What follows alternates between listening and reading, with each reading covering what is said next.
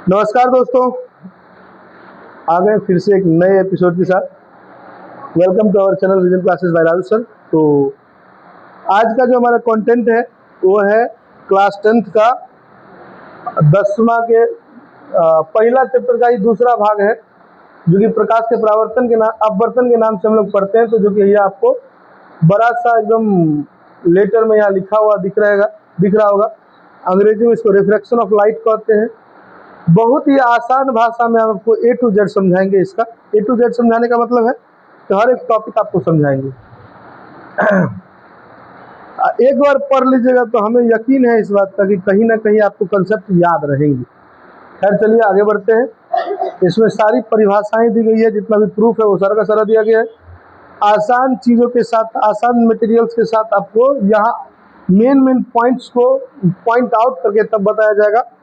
Board exam के लिए 100% ये महत्वपूर्ण है। 100% महत्वपूर्ण है मतलब बोर्ड एग्जाम के लिए तो हर एक चैप्टर महत्वपूर्ण है, तो ये भी है। अब यहाँ डेंजर जोन में कुछ लिख दिया गया है, हम इसको नहीं देख रहे हैं, आगे बढ़ते हैं। ये आपका है अपवर्तन का पूरी देख रहे हैं कि अपवर्तन इसी प्रकार की घटना होती है जब एक माध्यम में रहता है और एक माध्यम के बाद जब दूसरे माध्यम में चीजें प्रवेश करती है प्रकाश की किरणें, तो थोड़ा सा इधर या नहीं तो थोड़ा सा इधर होके चली जाती है। तो यही प्रकाश के अपवर्तन की मेन घटना है और हम लोग किसकी तैयारी कर रहे हैं? बोर्ड एग्जाम 2027 की तैयारी कर रहे हैं। तो चलिए आइए शुरू करते हैं। क्लास शुरू करने से पहले फिर से हमारा वही चीज़ रहेगा कि आप माँ सरस्वती को प्रणाम जरूर करिए। क्यों? क्योंकि जब आप पढ़ने बैठते हैं तो इनको प्रणाम करने से आपके मन में जो हमारी नकारात्मक विकारें होती है वो खत्म हो जाती है। तो नकारात्मकता आपके मन से, दिमाग से खत्म हो जाएगी, इसीलिए इनको एक बार जरूर याद किया करिए। आइए हमारा आज का जो मेन एकदम मोटिवेशनल क्वेट्स है उसको देखते हुए चलते हैं कि रात भर जाग कर पढ़ना शुरू कर दो, क्योंकि किस्मत के सितारे तभी चमकेंगे जब नींद अधूरी रहती है। तो याद करिए बाबू, इसको याद रखिएगा कि अगर आप चाहते हैं कि हमारा बोर्ड एग्जाम बेहतर हो तो यही करें, रात भर जाग के आप पढ़ना शुरू कर दीजिए। और नहीं शुरू करिएगा तो जानते हैं क्यों? क्योंकि किस्मत के जो सितारे हैं वो तभी चमकते हैं जब आपके नींद अधूरे होते हैं। अगर आपके नींद अधूरे हैं तो समझिए आपके सपने पूरे हो जाएंगे। अगर आपके सपने पूरे हो रहे हैं मतलब आपके नींद पूरे हो रहे हैं तो सपने तो अधूरे ही रहेंगे, जाहिर सी बात है। तो चलिए हम लोग शुरू करते हैं। भगवान का नाम लेकर के जय मां सरस्वती करते हुए आगे बढ़ते हैं। तो सबसे पहला जो हमारा पॉइंट है तो प्रकाश का अपवर्तन। आप लोग भी ध्यान दीजिए, यहाँ तक की चीजें वीडियो के लिए था, अब आप लोग के लिए है, ठीक है? वीडियो के साथ साथ आप लोग के लिए भी है। तो हम बार बार मूव करते हैं तो वीडियो में थोड़ा दिक्कत होता है, तो चलिए मूव नहीं कर रहे हैं, हम खड़ा हो रहे हैं एक जगह, ठीक? चलिए पहला पॉइंट क्या है बाबू? पहला पॉइंट है हमारा प्रकाश का अपवर्तन। प्रकाश का अपवर्तन किसको कहते हैं? तो हमने अभी तुरंत आपको बताया हुआ था, इसी स्लाइड में, पहले वाले स्लाइड में हम दिखाए हुए थे आपको। देखिए जब हम लोग ये थंबनेल हम अपना देखे हुए थे तो उसी समय प्रकाश के अपवर्तन की घटना को हम आपको दिखाए हुए थे। कहिएगा सर कैसे दिखाए हुए थे? तो ध्यान से समझिए, यहाँ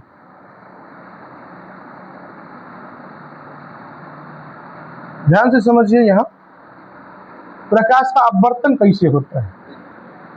बाबू यहाँ जो है ना आपको दो माध्यम देखने को मिला होगा। कितने माध्यम देखने को मिला है? दो माध्यम, जो कि लिखा भी हुआ है। एगो है वायु, एगो है जल, ठीक है? दोनों के दोनों माध्यम है। तो हम क्या देख रहे हैं? ये जो लकीर है, ये लकीर आपको बता रही है कि ये अभिलंब है, मतलब ये सीधी सी एक लाइन है जो मध्य बिंदु के बीच में। अब आइए बाबू, एक प्रकाश की किरण को यहाँ से लाया गया है, ठीक है? और यहाँ लाने के पश्चात यहीं तक, यहाँ से समझिए पानी है, तो जाना चाहिए जाहिर से इधर, लेकिन इधर नहीं जाके थोड़ा सा इधर, सीधे नहीं जाता, इधर नहीं जाता है। क्या होता है?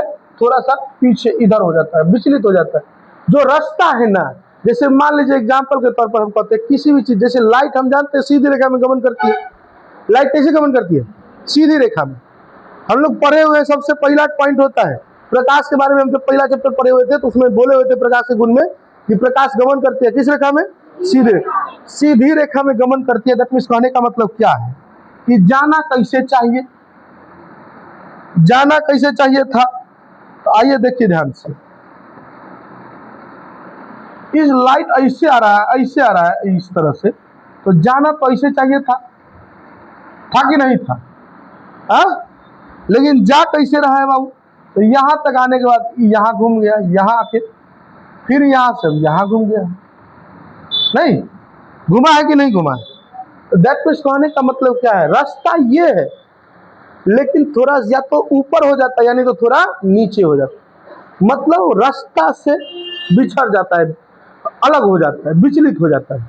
ठीक है, तो रास्ता से विचलित होने की घटना या मान लीजिए कहते हैं कि अलग हो जाने की घटना जो होती है उसी को हम लोग प्रकाश का अपवर्तन कहते हैं। अब आइए बाबू ध्यान से इस बात को समझते हैं, कहीं परिभाषा के आधार पर क्या कहती है परिभाषा, पदार्थ की किरण को एक माध्यम से चलकर दूसरे माध्यम में प्रवेश करने पर विचलित होने की घटना को ही प्रकाश का अपवर्तन कहते हैं। अब आइए बाबू हम आपको समझाते हैं प्रकाश के अपवर्तन की घटना को। ठीक है, आइए समझिए ध्यान से। ये एक लाइन है, आप लोग को तो पानी पारने आता है, सब आदमी को पानी तो पार लेते हैं। चलिए हम पानी पार रहे हैं, नीचा में क्या है ये पानी, डैश से डैश से मिला के पानी लिखा जाता है, ठीक ना। तो इस समझिए क्या है, ये पानी है, क्या ये पानी, समझ लीजिए बाबू। ऐसा नहीं है कि ये पूरे एक्चुअल में पानी है, लेकिन समझिए कि ये पानी है। अब आइए ध्यान से, यहाँ पानी शुरुआत होती है, यहाँ से जो लाइन है यहाँ से क्या होती है शुरुआत है। अब हम एक प्रकाश की किरण को यहाँ ला रहे हैं, ठीक ला रहे हैं। अब लाने के बाद क्या होता है ना, तो लाने के बाद एगो घटना होती है, उस सीधे सीधे एगो क्या बनाता है अभिलंब टाइप का बना देता है, अभिलंब बनाता है, ऐसे अभिलंब बना दिया। अब देखिए ध्यान से बाबू, जाना किधर चाहिए, जाना तो ऐसे चाहिए था कि नहीं, लेकिन करता क्या है तो यहां से नीचे झुक गया, क्या जाता है थोड़ा सा नीचे झुक गया, और नहीं तो क्या करता है तो देखिएगा थोड़ा सा ऊपर हो जाता है, थोड़ा सा क्या हो जाता है ऊपर हो जाता है। तो ध्यान से समझिए, रियलिटी में जाना चाहिए था यहां से, रियलिटी में, लेकिन जाता कहां से है, जाता कहां से है अभिलंब से, या तो थोड़ा अभिलंब से सट के हो जाता है, नहीं तो अभिलंब से बहुत ज्यादा हट के चला जाता है, नहीं। तो यही घटना जो होती है वो प्रकाश का क्या होता है अपवर्तन होता है। क्या होता है बाबू अपवर्तन। अब इसको समझिए, यह है हवा और ये है पानी। तो देखिए ध्यान से, प्रकाश की किरण पहला माध्यम ये है, पहला माध्यम ये है, और ये कौन सा माध्यम हो गया बाबू दूसरा माध्यम, कौन सा माध्यम हो गया दूसरा माध्यम। तो ध्यान से समझिए, प्रकाश की किरण जब एक माध्यम से दूसरे माध्यम में घुसती है तो वह क्या होती है विचलित होती है। विचलित होने का मतलब क्या है, या तो अपने रास्ता से ऊपर हो जाना या तो अपने रास्ते से नीचे हो जाना, इसी घटना को विचलित होने की घटना कहते हैं। तो ये जो विचलित होने की घटना है, इसी घटना को हम प्रकाश का अपवर्तन कहते हैं। क्या कहते हैं बाबू प्रकाश का अपवर्तन। ध्यान से समझिए, हमने क्या कहा कि प्रकाश की किरण को एक माध्यम से दूसरे माध्यम में आने के बाद पथ से विचलित होने की घटना को क्या कहते हैं प्रकाश का अपवर्तन कहते हैं। क्या कहते हैं बाबू प्रकाश का अपवर्तन कहते हैं। क्लियर है। देखिए यहाँ ध्यान से एक बार यहाँ देख लीजिए, प्रकाश के अपवर्तन का परिभाषा, एक माध्यम से चलकर दूसरे माध्यम में प्रवेश करने पर विचलित होने की घटना को हम लोग क्या कहते हैं प्रकाश का अपवर्तन करते हैं। क्या कहते हैं बाबू प्रकाश का अपवर्तन करते हैं। अच्छा, प्रकाश के अपवर्तन को अंग्रेजी में क्या कहते हैं तो रिफ्रैक्शन ऑफ लाइट। क्या कहते हैं बाबू रिफ्रैक्शन ऑफ लाइट। यहाँ देखिए ध्यान से, ये है एगो प्रकाश की किरण आई है, तो प्रकाश की किरण क्या हुई आई है, हमने आपको अभिलंब लिख के दिखाया हुआ था, ये अभिलंब है, जाना चाहिए था इससे, ऐसे जाना चाहिए था, लेकिन जा कैसे रहा है ऐसे, विचलित हुआ कि नहीं हुआ, कभी अभिलंब की ओर मुड़ गया है, अभिलंब की तरफ आ गया है, नहीं, इधर आ जाने का मतलब होता है अभिलंब की ओर मुड़ जाना। यहाँ देखिए ध्यान से, प्रकाश की किरण आई है यहाँ, यहाँ आने के बाद जाना चाहिए था यहाँ से, लेकिन यहाँ से चला जाता है, तो अभिलंब से दूर हट जाती है। ठीक है कि नहीं है। तो दूगो कंडीशन होता है, जब प्रकाश की किरण देखिए यहाँ से ध्यान से विरल माध्यम से सघन माध्यम में जाती है।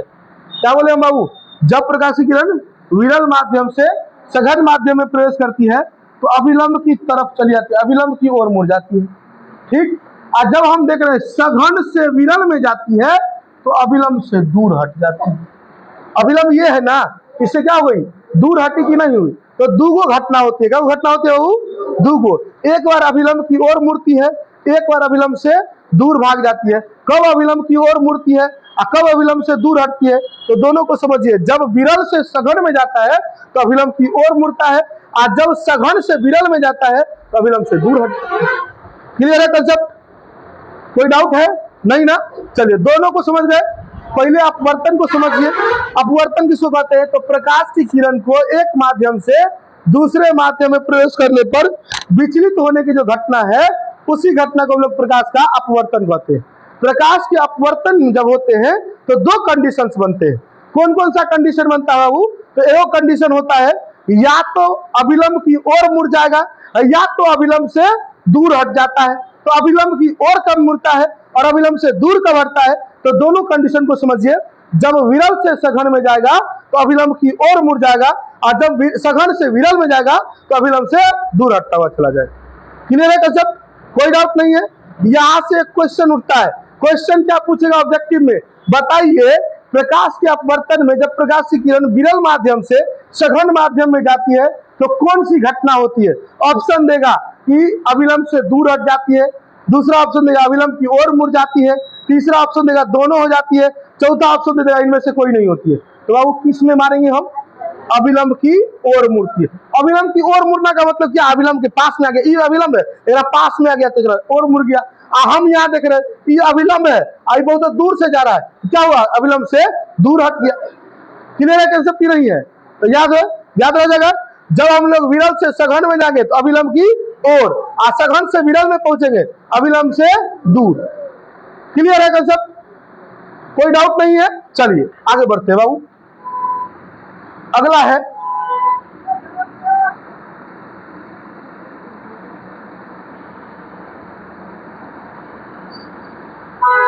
आगे जो हमने अभी तुरंत आपको पढ़ाया कि जब प्रकाश की किरण विरल से सघन में जाती है, अभी तुरंत बोले विरल से सघन में, तो क्या होता है?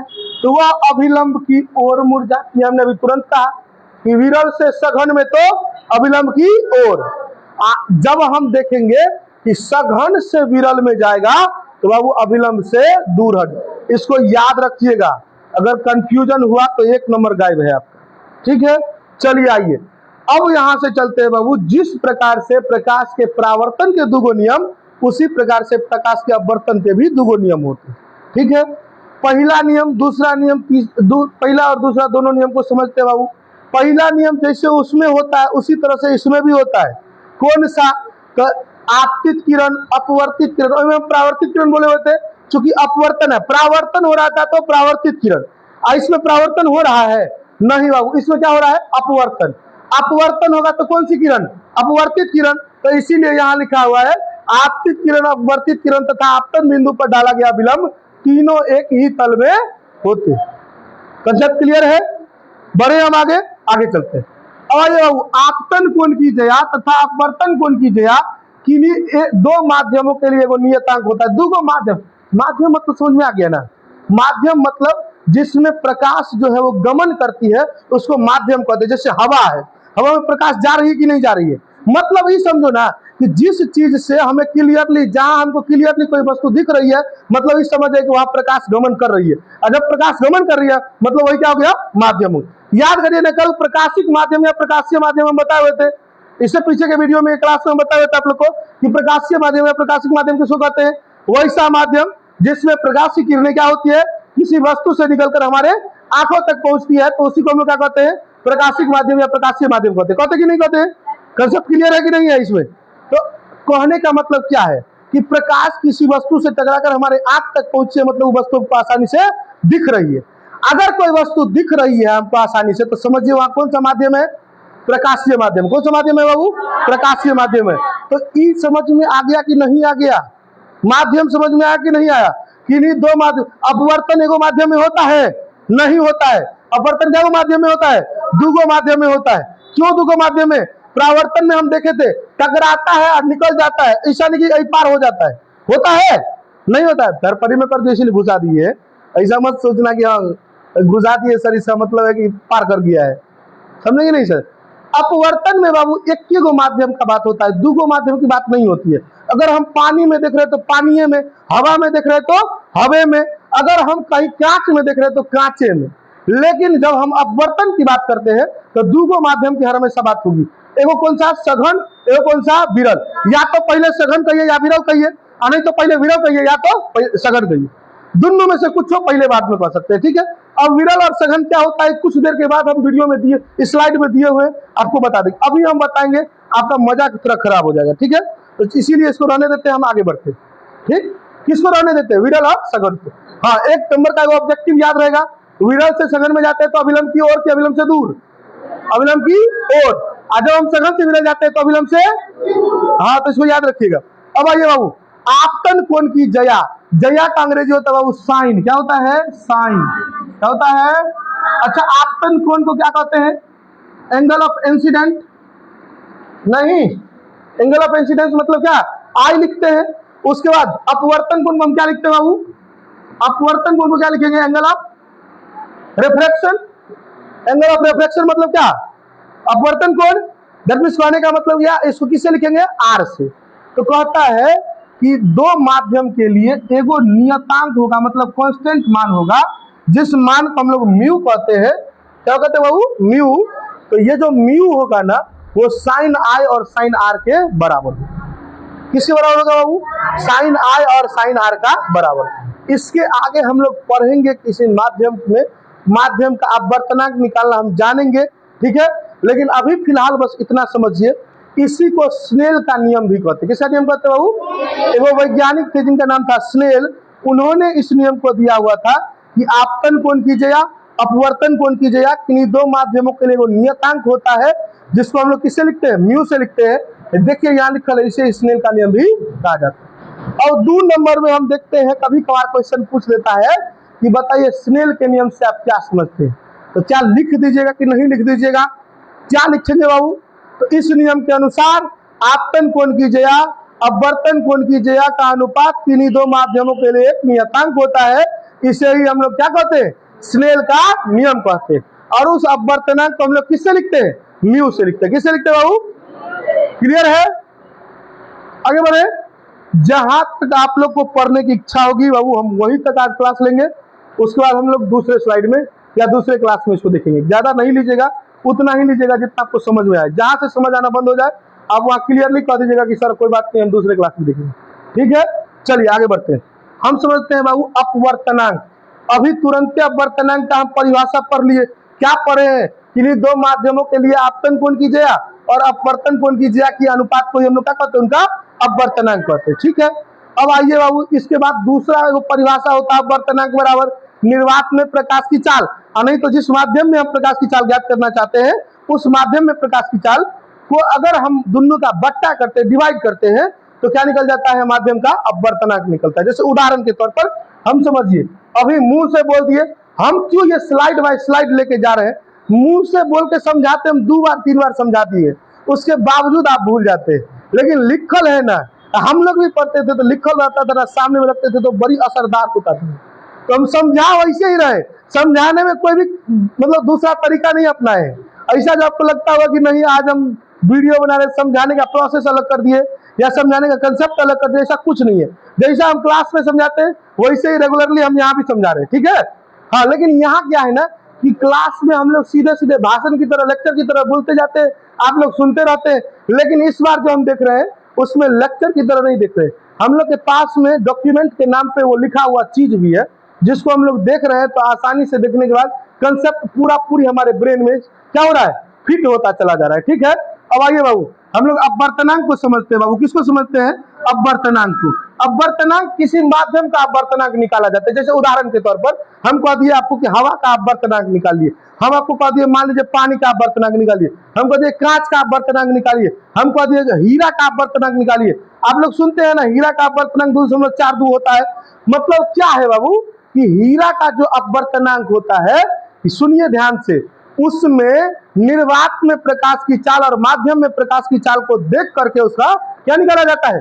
अपवर्तनांक निकाला जाता है। तो अगर आपसे क्वेश्चन पूछता है हीरे का अपवर्तनांक 2.4 से आपका क्या अभिप्राय है, बाबू कुछ अभिप्राय नहीं है। इसमें निर्वात में हीरे का जो है निर्वात में प्रकाश की चाल और उसके बाद में उस माध्यम में प्रकाश की चाल को ज्ञात करने के बाद जो भी मान निकलता है वही मान हीरे का अपवर्तनांक अर्थात 2.42 दिखाता है। ठीक है कि नहीं है? चलिए हम आगे बढ़े, अपवर्तनांक को समझते हैं। अपवर्तनांक का क्या परिभाषा निकलता है बाबू? तो अपवर्तनांक का परिभाषा निकलता है निर्वात में प्रकाश की चाल बट्टा उस माध्यम में प्रकाश की चाल। मतलब ये बात समझे कि ना समझे कि उस माध्यम में प्रकाश की चाल मतलब हर एक माध्यम में प्रकाश की चाल अलग अलग होती है। आप लोग जो सुने होइएगा लिखल रहता है, पहला प्रकाश जब हम लोग पढ़े हुए थे उसमें क्या पढ़े हुए थे? निर्वात में प्रकाश की चाल 3 × 10⁵ किलोमीटर प्रति सेकेंड होता है। पढ़े कि नहीं पढ़े? और वही 3 × 10⁸ मीटर प्रति सेकेंड। ये निर्वात में प्रकाश की चाल है। मतलब इस समझिए बाबू, हर एक माध्यम में प्रकाश की चाल होती है, हर एक माध्यम में प्रकाश की चाल होती है। जैसे हवा में प्रकाश की चाल का बात करिएगा तो बाबू निर्वात और हवा दोनों में एक ही होता है, 3 लाख मीटर प्रति सेकेंड होता है। मीटर होगा किलोमीटर होगा, सॉरी किलोमीटर प्रति सेकेंड। क्लियर है? कोई डाउट नहीं है ना? डाउट है? चलिए दोसर में देखिएगा, जैसे पानी में देखिएगा तो 2.725 × 10⁵ होता है या 8 होता है। उतना ज्यादा कंफर्म नहीं है हम, ठीक है, लेकिन 2.75 ही होता है। आगे आइएगा बाबू, हम लोग दूसरे में देखेंगे, जैसे कांच में देखेंगे तो 225 होता है शायद समथिंग में, 225 × 10⁵ होता है। मतलब इस समझिए ना, जैसे ये 3 लाख होता है, ये 2,75,000 होता है। आगे चलिएगा ना कांच का तो 2,25,000 होता है। समझेंगे नहीं समझे? सेम होता है, हल्का फुल्का का डिफरेंस होता है। तो इतना ज्यादा दिल पे इस चीज को नहीं लीजिएगा, ये आपके कंसेप्ट में केवल डीप नॉलेज के लिए केवल है, ठीक है। ये आप डीप नॉलेज इन फ्यूचर अगर आप आगे बढ़ते हैं साइंस को लेकर के तो वहां आपको ये सारी चीजें पढ़ने को मिलेगी। हम बस इसका इंट्रोडक्शन आपको दे दिए। इंट्रोडक्शन मतलब खाली दिखा दिए कि ऐसा कुछ आपको देखने को मिलेगा, ठीक है। तो अपवर्तनांक बराबर एक और परिभाषा बना सकते हैं बाबू। अपवर्तनांक बराबर क्या परिभाषा बना सकते हैं? तो निर्वात में प्रकाश की चाल तथा उस माध्यम में प्रकाश की चाल भाग को अनुपात कहते हैं, के अनुपात को उस माध्यम का अपवर्तनांक कहते हैं। क्या बोले बाबू? माध्यम का अपवर्तनांक यदि आपसे पूछ दिया जाए तो क्या कहेंगे? निर्वात में प्रकाश की चाल तथा उस माध्यम में प्रकाश की चाल के अनुपात को उस माध्यम का अपवर्तनांक कहते हैं। क्लियर है कि नहीं है? क्लियर है ना? आगे बढ़े, चलिए। अच्छा, इससे पहले भी कुछ था उसमें, चलिए ये वो चीज हम छोड़ दिए हुए थे बाबू। अच्छा, अपवर्तनांक को किससे लिखा जाता है? म्यू से। किससे लिखा जाता है? म्यू बड़ी आसान साइन होता है, यू लिख दीजिए, इसको यू को थोड़ा ही बढ़ा दीजिए, दोनों तरफ पुछड़ी को बढ़ा दिए, म्यू हो गया, ठीक है। और ये बाबू प्रिज्म को देखते हैं। प्रिज्म 3 सतहों से घिरा कांच का वैसा पारदर्शी माध्यम होता है जिसमें कोई 2 सतह समतल होते हैं और एक दूसरे के समांतर एक भी सतह नहीं होता है। ऐसा नहीं समझो कि समांतर होता है, मतलब एक भी सतह जो होता है एक दूसरे के समांतर नहीं है। जैसे त्रिभुज आप लोग सुने ना, यही हो गया प्रिज्म। क्या गया बाबू? प्रिज्म। क्लियर है? अगर आपसे पूछ दिया जाए कि प्रिज्म से आप क्या समझते हैं, क्या कहेंगे? कांच का बना वैसा पारदर्शी माध्यम जो कितने फलक से बना होता है? 3 फलकों से घिरा हुआ रहता है जिसमें कोई भी एक फलक एक दूसरे के समांतर। क्लियर है? बढ़े आगे, चलिए आगे क्वेश्चन आते हैं बाबू। अपवर्तनांक को समझते हैं, अपवर्तक सतह को समझते हैं। ध्यान से समझिए, फिगर से आप समझ सकते हैं, फिगर से। चलिए ये समझो, हमने आपको अभी तुरंत एक चीज बताने के लिए दिखाने के लिए हम एक चीज दिए हुए थे कि बाबू देखो ये लाइन है, ये लाइन है। अच्छा, ये लाइन क्या है तो समझो ध्यान से। इस लाइन के ऊपर हवा है और इस लाइन के ऊपर में सॉरी नीचे में क्या है? ठीक है, तो ये हवा एगो माध्यम, ये पानी दूसर माध्यम, तो दूगो माध्यम हुआ ना। आज दोनों को अलग कौन कर रहा है? तो यह कोई लाइन, ठीक है। और लाइन क्या, इस लाइन को हम क्या कहते हैं? सतह कहते हैं। क्या कहते हैं बाबू? सतह। तो ध्यान से समझिए, दो माध्यमों को अलग करने वाली सतह को अपवर्तक सतह कहते हैं। क्या कहेंगे? हो गया, बात खत्म। दो माध्यमों को अलग करने वाली सतह को अपवर्तक सतह कहते हैं।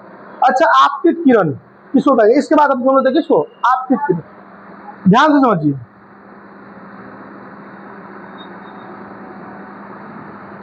ये हवा को काट दे, यहां से हटा दे, चलिए समझिए ध्यान से। सही बात, लेते हैं लाइन सीधा होता है, इसीलिए लाइन सीधा करने के लिए। चलिए, ये लाइन सीधा है, इस समझिए क्या है बाबू? ये क्या है? प्रकाश की किरण, ठीक है। तो हम लोग परावर्तन में क्या, आपतित किरण को क्या करते हैं? परावर्तन में याद है आपतित किरण किसको कहते हैं? परावर्तक सतह पर पड़ने वाली किरण को आपतित किरण। तो इसमें परावर्तक सतह है नहीं, कौन सी सतह है? अपवर्तक सतह। तो क्या कहेंगे? अपवर्तक सतह पर पड़ने वाली प्रकाश की किरण को, हो गया, क्लियर है कि ना है? परावर्तक की जगह पे क्या लिख देना है? अपवर्तक। बाबू स्लाइड में क्या है नहीं है हम नहीं देखे। स्लाइड में अपवर्तक सतह पर आने वाली प्रकाश, वही बात है, पड़ने वाली आने वाली एक ही बात है कि नहीं है? हाँ, चलिए, इस समझ में आया कि नहीं आया? क्या समझ में आया? सबसे पहले हम अपवर्तक सतह समझाए। क्या बोले? अपवर्तक सतह को, दो माध्यमों को अलग करने वाली सतह को अपवर्तक सतह। क्लियर है? कोई डाउट नहीं है? अब आइए बाबू, हमने आपको क्या समझाया? आपतित किरण किसको समझाया? आपतित किरण किसको कहते हैं? अपवर्तक सतह पर पड़ने वाली प्रकाश की किरण को आपतित किरण कहते हैं। क्या कहते हैं बाबू? फिर यहाँ एक बिंदु है, उस बिंदु का नाम क्या है बाबू? बिंदु है, इस बिंदु का नाम क्या है? आपतन। अच्छा, आपतन बिंदु क्या बोले हुए थे? प्रकाश से परावर्तन। परावर्तक सतह के जिस बिंदु पर प्रकाश की किरण आपतित होती है उसी को आपतन बिंदु।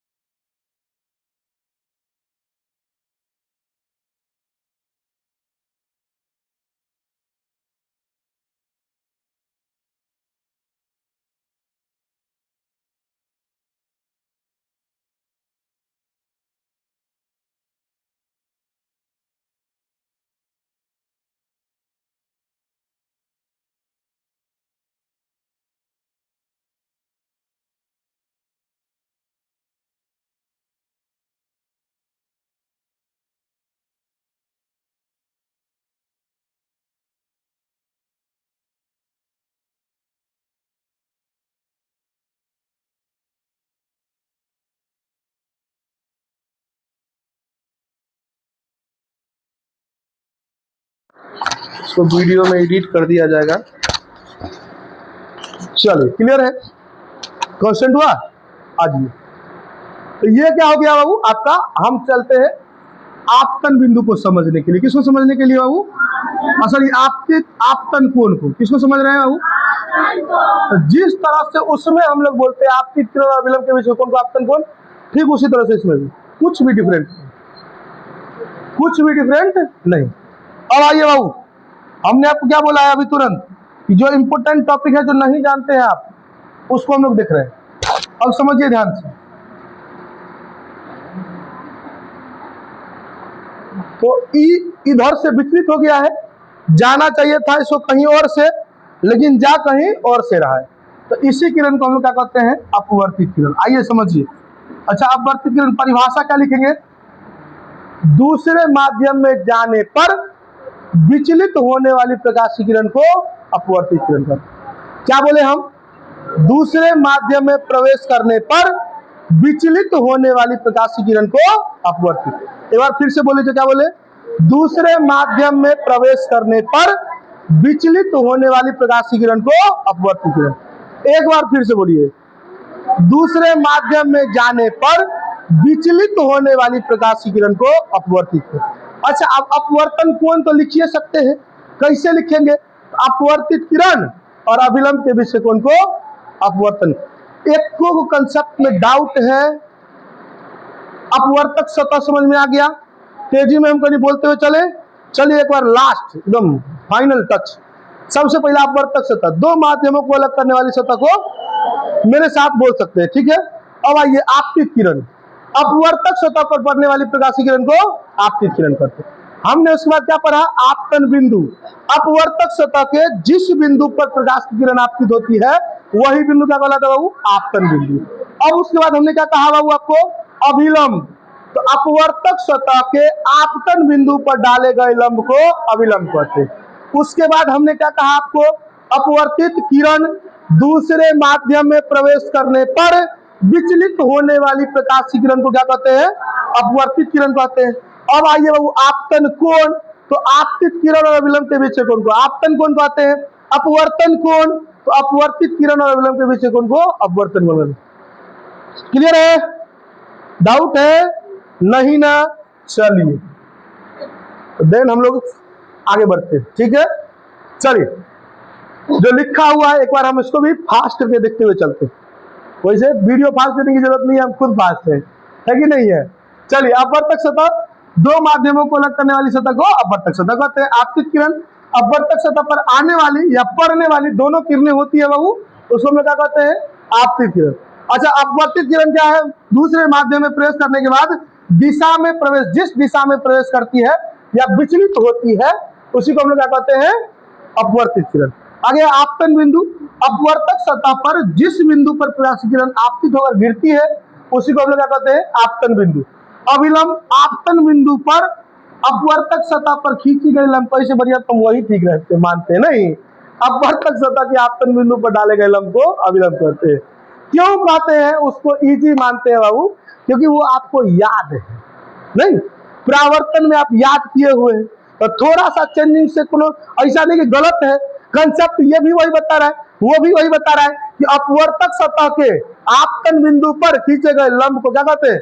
अभिलंब कहते हैं। शर्त क्या है? कि दोनों शब्दों का तालमेल नहीं बनाया है। हम पहले अपवर्तक सतह को रख के आपको समझा रहे हैं, ये पहले आपतन बिंदु को रख के समझा रहा है। तो बात सेम ही है, भावना एक ही है दोनों का, बस लैंग्वेज में परिवर्तन है। तो लैंग्वेज मैटर नहीं करता है, समझ जाइए, बस उतना ही काफी है। आगे जो आपतन कोण, आपतित किरण और अभिलंब के बीच बनने वाले कोण को क्या कहते हैं? आपतन कोण कहते हैं। अपवर्तन कोण, अपवर्तित किरण और अभिलंब के बीच जो बनने वाला कोण होता है, उसको हम क्या कहते हैं? अपवर्तन कोण कहते हैं। तो क्लियर है? डाउट है कि नहीं है? डाउट है थोड़ा सा भी? बिल्कुल नहीं है या ना? बिल्कुल नहीं है। चलिए आगे बढ़ते। अपवर्तन के कारण क्या है? क्यों अपवर्तन होता है? बाबू भिन्न भिन्न माध्यमों, हम तुरंत बोले हुए थे, हर एक माध्यम में प्रकाश की चाल अलग अलग होती है। बोले कि नहीं बोले हैं? हम कब बोले हैं ये बात? तो जब हम क्या बता रहे थे? अपवर्तनांक को समझा रहे थे।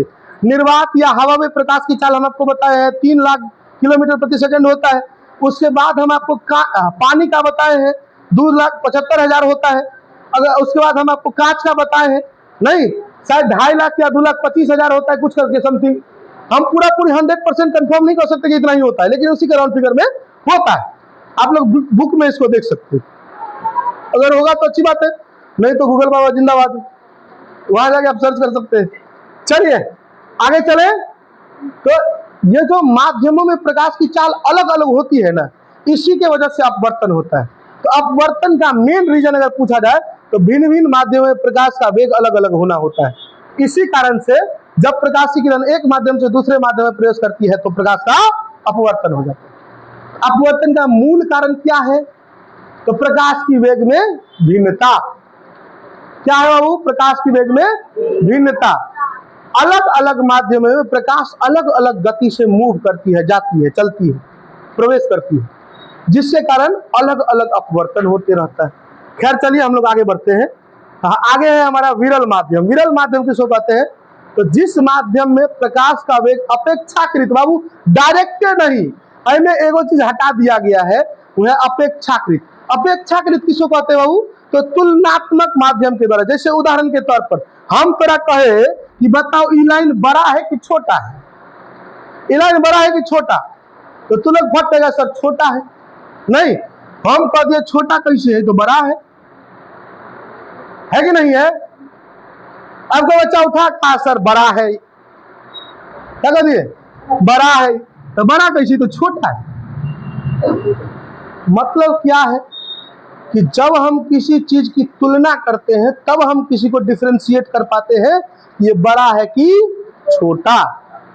तो इसीलिए तुलनात्मक तौर पर हम जानते हैं, तो इसीलिए यहाँ अपेक्षाकृत होना जरूरी था, लेकिन नहीं दिया गया है।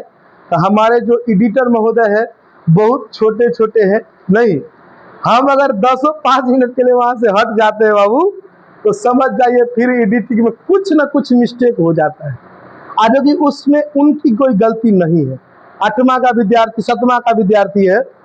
कल्पना करिए आप लोग को नहीं आता है, हम आप लोगों में से गधा सबको बोलते हैं कि जाके करो रे, तो फट कोई उमर मुंह घुमा लेता है, कोई धरती में ताकने लगता है। अब कल्पना करिए वो बच्चा लगभग में रोज सुबह में आता है, शाम तक टाइपिंग करता है, उसके बाद रात में दूगो है, दुन्नू टाइमिंग चेंज करके रखा हुआ है। वो सुबह में आके करता है तो वो शाम में आके करता है, और जब शाम में वो लोग चला जाता है तब रात में हम अपने करते हैं। ये जो सोच रहे हैं ना, इतना बढ़िया से परफेक्शन के साथ आपको समझने को मिल रहा है, क्या लग रहा है मतलब मेहनत हो गया। दूसरा नंबर क्या है बाबू? तो एक इजी रास्ता भी था इसका। एक इजी रास्ता क्या था कि बनाने वाला सब व्यक्ति होता है, पैसा दीजिए आपको बना के कंटेंट दे देगा। लेकिन बाबू वो जो कंटेंट देता ना, वो अपने हिसाब से बना के देता। लेकिन ये जो कंटेंट हम बनाए हैं ना, ये हम अपने हिसाब से बनाए हैं। समझे कि नहीं समझे? दोनों में बहुत एक अंतर होता है। आप अपने हिसाब से कंटेंट तैयार करके बनवाइए, वो में अरे तू अपने हिसाब से घर बनवाओ, वो पसंद होगा। कि कोई अपने हिसाब से बना देगा, मिस्त्री अपने हिसाब से बना देगा, वो पसंद होगा। भाई हर एक व्यक्ति का अपना अपना चॉइस होता है, पसंद होता है। नहीं हमको ऐसा ही चाहिए। नहीं, पुराने समय पत्नी को लेकर ऐसा चॉइस नहीं होता था। लड़की लोग के लिए लड़का डिसाइड करने का कोई चॉइस अभी भी शायद नहीं होता है, लेकिन आजकल तो लड़कियों का चॉइस होने लगा। फट नहीं करेंगे नहीं। लेकिन एक समय था जिस समय में हमारे घर के जो बड़े बुजुर्ग हुआ करते थे, वो जाके डिसीजन ले आते थे। ना केवल बेटियों का, ऐसा नहीं कि खाली बेटियों पर ऐसा जोर दिया जाता था या बेटियों के लिए ऐसा किया जाता, नहीं, बेटों के लिए भी ऐसा था। अगर किसी लड़का को कोई लड़की पसंद है नहीं है उससे फर्क नहीं पड़ता है। अगर किसी गार्जियन को कोई लड़की पसंद है तो लड़का की भी उस समय मजबूरी होती थी कि लड़का को शादी उसी से करना पड़ता था। समझे कि नहीं समझे? खैर हम क्यों ये सब बात बोल रहे हैं? आइए टॉपिक में चलते हैं बाबू। तुलनात्मक माध्यम से हमको देखना पड़ता है सघन और विरल माध्यम। ठीक है बाबू? जो हवा, देखिए बाबू ध्यान से, हवा और पानी की तुलना की जाती है तो हवा विरल माध्यम होती है। कौन सी माध्यम होती है? अब पानी कौन सी माध्यम हो जाती है? सघन माध्यम। ये विरल हो गया, ये कौन सा माध्यम हो गया? सघन। और जब हम पानी और कांच की बात करते हैं, किसकी बात करते हैं? पानी और कांच की। तो ये जो पानी सघन बना हुआ था, ये अब क्या बन जाएगा? विरल बन जाएगा। और जो कांच विरल बना हुआ था, सॉरी जो कांच है वो क्या बन जाएगा? सघन बन जाएगा। तो ध्यान से देखिए, पानी सघन था पहले, लेकिन अभी क्या हो गया? विरल हो गया। मतलब इस समझिए, छोटका भाई जो होता है तो जरूरी नहीं कि घर में सबसे छोटे होता है, उसके बाद किसी भतीजे का हो जाने के बाद वो सबसे बड़ा भी हो जाता है, या किसी न किसी से बड़ा हो ही जाता है। तो कहने का मतलब यही है कि समझिए छोटका भाई है घर में, या पानी समझिए छोटका भाई है घर में, तो जरूरी नहीं है कि हर हमेशा छोटे रहेगा, एक समय आता है उससे कोई छोट हो जाता है तो उससे नंबर बन जाता है वो, नहीं? तो यही चीज है। खैर चलिए, तो ये समझ जाइए बाबू, किसको? विरल माध्यम को, जिसमें प्रकाश का वेग तुलनात्मक माध्यम में अधिक होता है उसको हम लोग विरल माध्यम कहते हैं, या अपेक्षाकृत उसको कहिए। और दूसरा सघन माध्यम, जिस माध्यम में प्रकाश का वेग अपेक्षाकृत कम होता है तो उसको हम लोग क्या कहते हैं? सघन माध्यम। ठीक है कि नहीं है? तो सघन और विरल समझ में आ गया। सघन कब होता है? तो जब अपेक्षाकृत अधिक होता है तो उसको हम लोग क्या कहते हैं? सॉरी, विरल कहते हैं उसको। और सघन कब कहते हैं? जब कम होता है। अधिक में विरल, कम में सघन। अधिक, कम, अधिक, कम। अच्छा, विरल से सघन में जाएगा तो अविलंब की ओर कि अविलंब से दूर? अविलंब की ओर। और सघन से विरल में जाएगा तो? क्लियर है? No doubt, clear? तो आज का वीडियो हम लोग क्या करते हैं? आज का क्लास यही खत्म करते हैं। ठीक है, वीडियो ही नहीं, क्लास भी खत्म करते हैं। मिलते हैं आप लोगों के नेक्स्ट क्लास में, और मिलते हैं आप लोग के साथ नेक्स्ट वीडियोज में। तब तक के लिए अगर इस वीडियो का कोई भी कंटेंट या कोई भी चीज आपको इन्फॉर्मेटिव लगता हो, या वीडियो अच्छा लगता हो, तो वीडियो को लाइक जरूर करें। साथ ही साथ अगर आपको इसमें कोई कमी दिखती हो तो जरूर कमेंट सेक्शन में आके कमेंट करें। साथ ही साथ इसी प्रकार के और भी वीडियोज के लिए हमारे YouTube channel vision classes bye Rahul sir को भी सब्सक्राइब करें। साथ ही साथ हमारा जो विजन क्लासेस 111 करके है इंस्टाग्राम पेज, उसको भी फॉलो कर ले। साथ ही साथ हमारा एक फेसबुक पेज है जिस पर भी हम इसी प्रकार का कंटेंट डालते हैं, जो कि सांडिल्य राजू मैथिली उद्घोषक नाम से चल रहा है। तो आप उसको भी जाकर के आज ही फॉलो करें, इसी प्रकार का कंटेंट बार बार लेते रहे। मिलते हैं नेक्स्ट वीडियो में आप लोग के साथ, तब तक के लिए जय हिंद, जय भारत।